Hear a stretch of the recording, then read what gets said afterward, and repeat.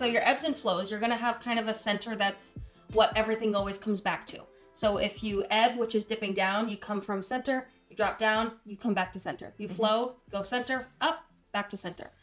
So your center line is going to be like your neutral base. Said, right, what you're always coming back to. I feel like I see it most in colors. What I've observed is like from 90s to the 2000s, it was like the Tuscan kitchens, the burnt oranges, the deep greens, and it was like a high in color. And we're like riding that high, and then it like crashed down to like 2010s era where it was like grays and whites, everything in marble and super minimal, right? Kind of like stripped of color. And then I feel like we've gone back on the upswing of that. I think we're getting more towards like the rich colors, the tones, the warm woods, and adding a lot of like character back to a space. But if you can keep like a mid-tone wood or a mid-tone cabinet or something like that, that would stay to the middle of that. So we try to design to the middle with little like moments of wherever the ebb or flow that you want in. But overall, keeping to that middle, I think you'll always return to that. Okay. Yeah, you want to make sure that the bones of what your design is can meet in the middle there, so that you can richen it up with some dark jewel tones, but then you can lighten it up with some grays and whites, and you can move within the design, because the truth is that your personal design preference changes every 7 years. So by the time 10 years rolls around, we're done with what you have already designed. So if you have blue, a lot of times you want to gravitate to something completely different, whether it's like a warmer aesthetic, more deep wood tones and things like that, because we've been cool for so long, you know. So, and that's what creates ebb and flow. Because we're coming from cool and now we want warm, and then we'll go back to cool is kind of what we see. Yeah, I've seen online, especially in like houses with brick, like before it was like a rich red brick, and now people are whitewashing everything's whitewashed. Everything's whitewashed. And then they'll paint it something else. Yeah, totally. And I feel like it'll just be continued to use because it's a timeless, continuous piece. So if you take something like that, you can run it through the space, whether you want to use like a white brick. I wouldn't necessarily say to paint it if that's what you have to do to capture that in your space, whatever. But if you were to be able to install it, use like a lighter brick if that's your preference over a red. I'd say brick and wood.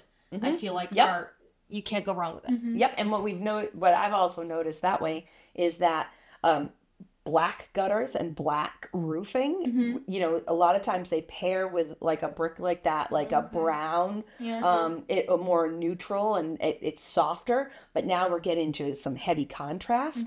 So black roofs and black gutters and black front doors and shutters are creating a heavier contrast, and then that dives it back into those deeper tones. Do you see any of that in like dental office design? Like how does that translate? Absolutely. You can see the black in the light fixtures. And I think maybe one of these next pictures shows it a little bit better, where black is kind of what's commanding attention in this space.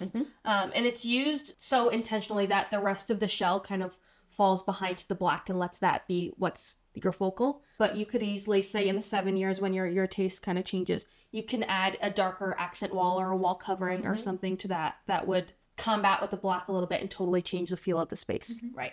A lot of times people will want like depth within their cabinetry. They think that what they need is a dark wood to create that depth in there. But, you know, in 10 years time, you're not going to be able to move around the dark wood cabinetry. You'll always have that. That's where the longevity is. Right. So if you can pull in depth through smaller things like the handles and the accents, then you could switch those out for gold eventually, and that will be a whole different feel. Right, exactly. And if you did just like dark wood, like I tend to favor dark wood a little bit. I feel like it has a certain richness to it that I love. And you can put silver or gold on top of that, and it totally changes the amount of warmth that you pull from it. Also with like the colors that you put around could pull different tones from it, so you can make it look completely different. It was the early 2000s that the oak cabinetry came out, like that honey oak. And I've seen a ton of renovations where they just completely change the palette around it. It tones down the honey look of it, and it makes it less warm. Which is funny that you say that, because in the late 90s, what was a hot trend was like that cherry, that dark cherry the rich cherry. So then in contrast to that, what happened was in the 2000s, then we went up to that light honey oak. Yep. And that's that trend. Yeah. Right. So what are you guys seeing right now?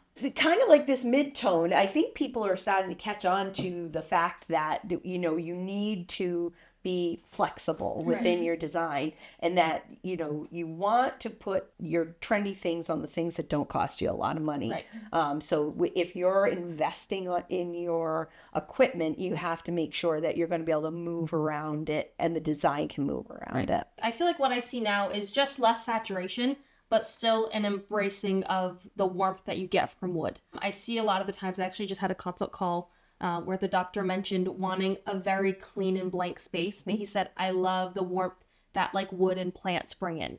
And so he could completely, create a space similar to this, where it's going to be very kind of calming and washed, but add in warmth in something like plants, bringing in biophilia from outside and bringing in wood and just making the space feel homey with external elements that we're seeing in nature. Yep. And where do you think these trends come from? Typically what we see is that form follows fashion. We saw a little bit of a flip of that. So last year in form, or in your interior, it was cinnamon plum, I think was...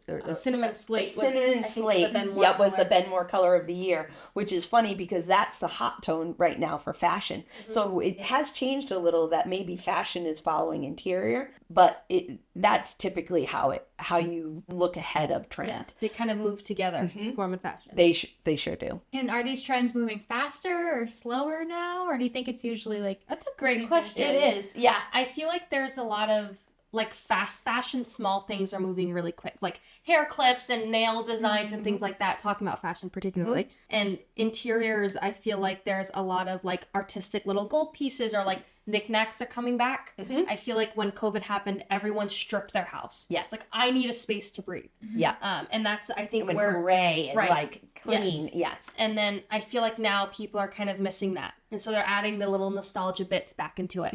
So I do feel like there's a little, like, small little trinkets that move fast. But I think the overall bones of it are following like a steady ebb and flow. I see too that we went through this time, I hate to call it disposable, but that's kind of what it was. Things that you could dispose of within a couple of years when you got sick of it. Right. We weren't living in an heirloom type time anymore, where people inherited furniture and they loved the ornateness of it. And we went through like, an IKEA type of box furniture stuff so that we can move through it and change our mind. But I think that ultimately what we're coming back around to is people missing the beauty and the love that came with it. Yeah. The warmth of not just, the piece itself, but also the memories attached to it. Yeah.